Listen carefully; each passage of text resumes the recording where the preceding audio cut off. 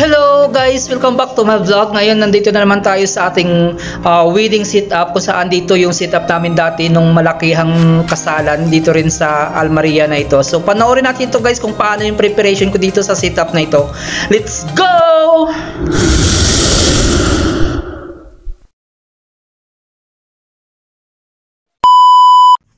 So ito na nga guys, unang araw ng ating preparation dito, yung inuna ko dito yung centerpiece guys na ilang piraso, mga 45 tables para sa yung bali isang sukat ng isang table guys is yung ginawa kong centerpiece dito is 1 meter per table. So ayan guys, yung ginamit ko naming mga bulaklak dito is puro mga plastic lang siya, puro artificial, yung green artificial at saka mga flowers. So ito guys yung inauna ko, yung centerpiece, bali 1 meter yung sukat nito.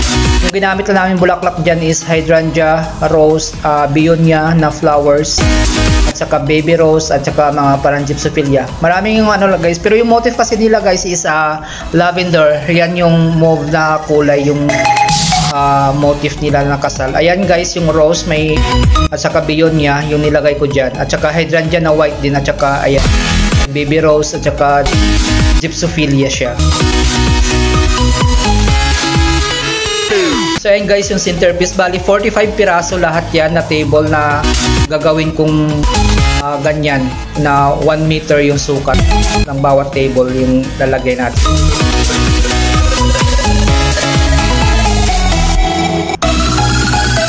So ayan guys, naglagay din ako dyan ng eucalyptus na green. Ayan yung eucalyptus. Tapos lalagyan pa rin yan guys ng lavender na flower. Yung lavender na plastic din siya. Ilalagay yan doon na lang sa setup kasi iba patong-patong ko sa isang tray. Ayan guys, na lahat yan natapos ko. Bali 45 lahat yan. Ayan, ganyan kahaba yung isang table lang siya. Ayan, ganyan. Lalagyan pa rin siya ng lavender guys. Doon na lang yun ilalagay sa table kasi mayuyupi siya pag nilagyan dyan. Kasi i-deliver pa siya. So ito guys, yung pang center table ng sofa. Ito yung ginagawa ko, pang center table siya. Ayan lang siya kasimple, round lang siya na maliit. Kasi maliit lang din yung table na ilalagyan doon. Kaya maliit lang din yung pinagawa sa akin. Ayan guys, yung plastic na lavender na ilalagay pa doon yan sa setup natin. Ayan guys, yung maliit lang siya na pinapagawa sa akin na round lang siya kasi maliit lang yung table na pan center table para sa sofa. Ayan, yung para sa bali 75 piraso na ganyan kaliit guys. 75 piraso lang na ganyan gagawin. So ayan yung pangalawa nating na prepare. Ayan yung parang gypsophilia, plastic din siya nilagay. So ayan guys, yung pag-prepare ko, bali dalawa yung lagay kong foam para mas mabilis yung paggawa ko. Ayan guys, marami pang foam na kapila. So ayan guys, yung idadalhin natin yan. Ayan, nilagay ko na sa tray lahat yan. Ayan siya lahat. Nilagay ko lang yan sa tray para hindi siya masisira na siya. Ayan, naka-tray na siya lahat. Bali 75 piraso yan. Tapos ito guys, ayan na yung centerpiece natin, naka-prepare na yan siya lahat, naka-tray na. Tapos yung lavender, hindi ko pa nilagay dyan kasi mayuyupi kasi hindi kasya sa tray. Hindi mapatong-patong. Tapos ito guys, yung para sa aisle, yung na-prepare ko na lahat yan siya para sa aisle, bali 160 meters. So bali 24 meters lahat sin sa kabilaan. Ayan yung nilagay ko. Hindi ko rin siya nilagyan dyan ng lavender kasi doon na lang ilalagay, tutusok na lang doon kasi mahirap sa lansan sa tray pag nilagyan ko ng lavender kasi yung lavender mahaba siya. Kaya mayuyupi pa siya. Ayan siya guys. Puro begonia lang yan siya at rose, tapos gypsophilia. Next ko dito na prepare is itong sofa. Itong sofa, lalagyan natin to ng flowers pa. Ayan sa taas. Ayan yung ginagawa ko. Nilagyan ko lang siya ng dahon muna. At saka lalagyan natin ng flowers yan. Ng ganun din ng kulay kasi yan yung uupuan ng ating brides and grooms. So ayun guys. Ginawa ko ito guys doon sa Olea kasi dito sa shop hindi nila dinala dito yung sofa na ito. So doon na yung sofa sa kabilang shop, doon ko ginawa. Pinunta ko siya doon at doon ginawa. Saka para ma-deliver na lang doon yan sa ating venue. So ayun guys, ginlo ko na yan siya lahat para hindi siya masira kasi i-deliver siya. Pag binuhat yan, matatanggal pa yung ano. Ayan na siya guys, yung kabuuan ng ating sofa. Ayan, ready na yan to deliver sa ating venue. Ayan siya guys, yan yung uupuan ng atin ng brides and grooms after nila ng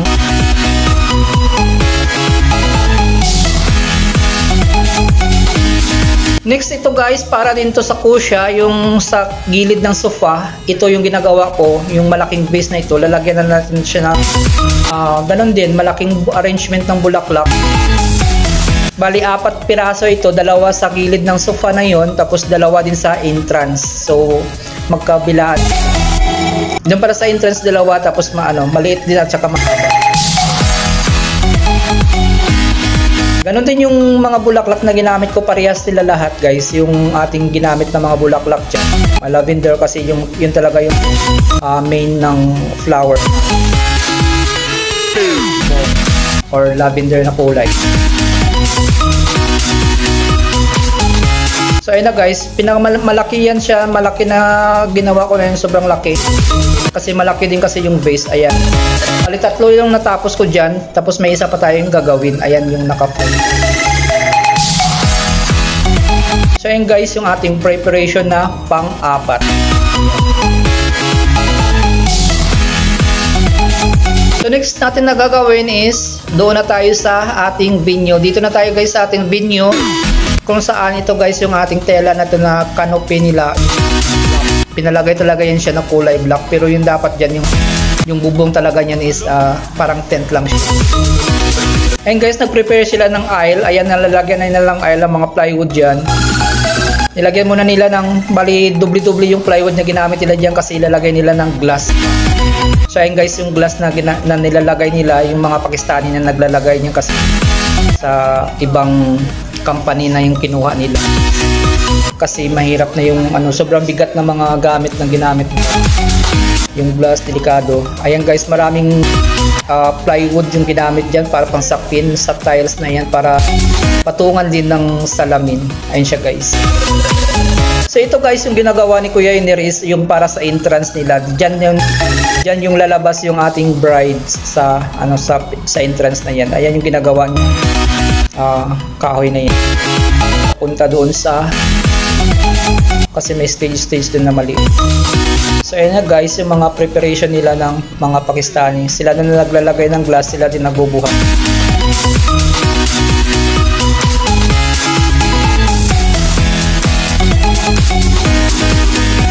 Ito guys, yung ating venue ng ating mga reception nila. Andyan ilalagay yung reception nila. Diyan dito yung buffet table, and then dito sa swimming pool na to. Ayan, diyan yung buffet table nila. Tapos doon yung mga table sa gilid. Ayan, sa gilid na yan, diyan ang table. Tapos doon sa harap, diyan ilalagay yung mga tables.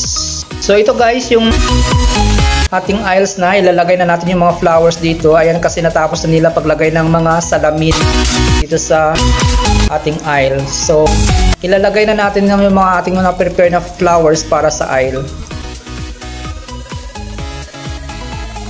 So ayan na guys, yung ating flowers na na-prepare.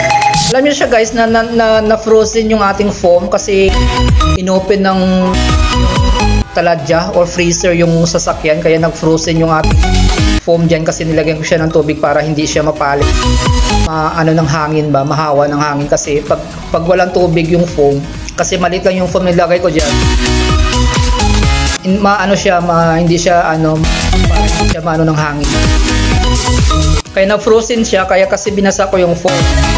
So ngayon, na-delay ako ng paglagay ng lavender kasi di ba lalagyan ko pa siya ng lavender dyan sa mga bulaklak na yan.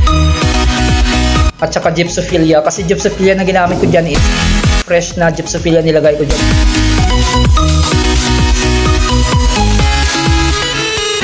So ayun guys, hinilira ko na siya dyan papunta kasi sobrang haba ng aisle hanggang doon sa entrance papunta sa stage ng ating bride. So kabilaan, nilagay ko lang siya tapos nilalagay natin ng lavender yan mamaya. At saka gypsophilia.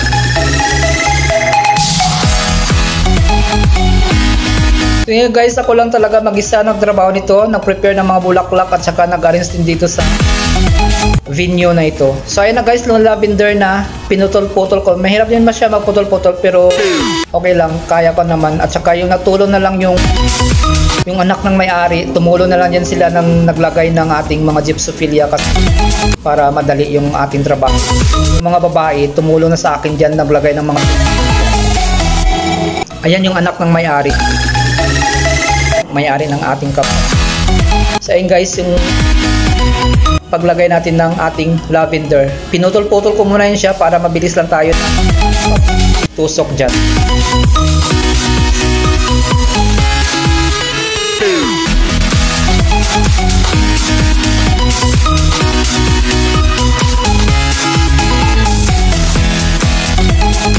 So ayan na guys, sila na naglalagay ng ating mga gypsophilia dyan kasi lalagyan pa talaga ng gypsophilia yan para mas maganda yung ating nilagyan nila ng gypsophilia. Pero konti lang naman na gypsophilia nilagay nila hanggang lahat yan.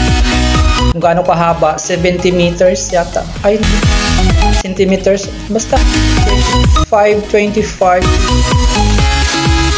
Yeah. So ayun guys, sila na naglalagay ng ating gypsophilia dyan kasi may gagawin pa ako dun sa labas sa table kasi lalagyan pa natin yun ng steel grass yung ating mga centerpiece na yun. So sila na nagtapos dyan ng ating gypsophilia. So ito guys, yung sa table na naarisan nila yung table, nilagay na nila yung mga bulak dito sa table. Bawat table is 1 meter haba ng ating centerpiece. Ako dyan guys, naglagay na lang ako ng mga steel grass kasi kailangan din lagyan ng steel grass kasi yun talaga yung ano nila ng... So ayun guys, tumulong-tulong na sila kasi pahapon na palapit na yun, matapos yung oras natin. So ayun guys, kahaba sila na naglagay din dyan ng lavender, tapos ako na naglagay ng mga... Ayan guys, kahaba yung table na ating sinit up nila. So ito guys, yung kabuuan ng ating sa venue sa loob. Ayan yung ating sofa, ayan yung ating ginawang na vase na malaki. Saka may sa baba. Ayan lang guys, siya kasimple yung ating setup yan sa loob. Ayan yung aisle guys, natapos na rin at nalinis na nila. Sila din naglinis, ayan kahaba yung ating aisle. Ayan, dyan yung maglalakad yung ating hanggang papunta sa stage. Doon siya manggagaling doon sa likod kasi yung building dyan siya lalabas. Ayan. Dyan yung entrance ng ating. So ayan guys, yung ating mga guest, ayan yung sofa na yan na bali yung ginawa ko na maliliit na flowers, dyan ilalagay yun sa table na yun kasi maliit lang yung table dyan sa harap ng sofa na yan. So ayan guys, bali mga 75 piraso yung nilagay ko dyan na flowers sa bawat sofa. Ayan, bali 75 yan lahat guys na sofa yung nilagay yan kasya sa loob ng venue na ito. So ito guys, naglagay lang din ako ng flower dito sa ating welcome area. Ito yung ating may flowers, naglagay sila dyan ng lagayan ng mga candies. Ayan. Ayan, para pagpasok nila, dyan sila magsasalamin sa ating ito nilagay na mga na stand na ito. May mga candies dyan at chocolate ko at bago sila So dito guys, dito yung mga buffet table nila ilalagay, hindi pa nila na sit up. Ayan. Ayan, dyan yan. At ito na guys, yung ating sit up. Dito natapos na dito yung ating mga long table. Ang sobrang haba ng ating table na ito. Dito yung sila kakain after nila ng wedding dun sa loob. Dito yung ating yung dinner. So bali doon dito sa gilid ng isa at saka doon sa harap ng swimming pool yung ayun yung mahaba. And so dito din yung iba, mahaba, dalawang mahaba na dinugtong-dugtong ng mga table. So dito sila magpa-party after nila ng dinner. Ayan guys. Dito rin kami dati nag-sit up guys ng malakihang setup na ito. Dito rin kami dati nag-sit up ng malaking wedding na namin. Sobrang dami ng pinagawa. So ayan guys yung ating view ng ating setup ngayon. So ayun na guys, paggabi na at saka natapos na rin namin yung setup namin kaya na video na lang kami dyan kasi natapos na rin namin yung setup. Waiting na lang kami ng ating.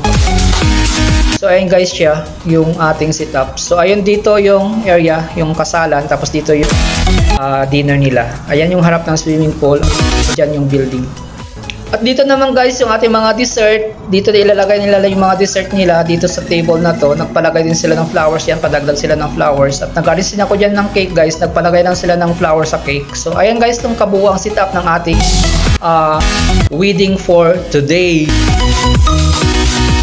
So thank you so much guys for watching, and please don't forget to like, share, and subscribe my YouTube channel, JC Sparagosa. Bye bye and God bless!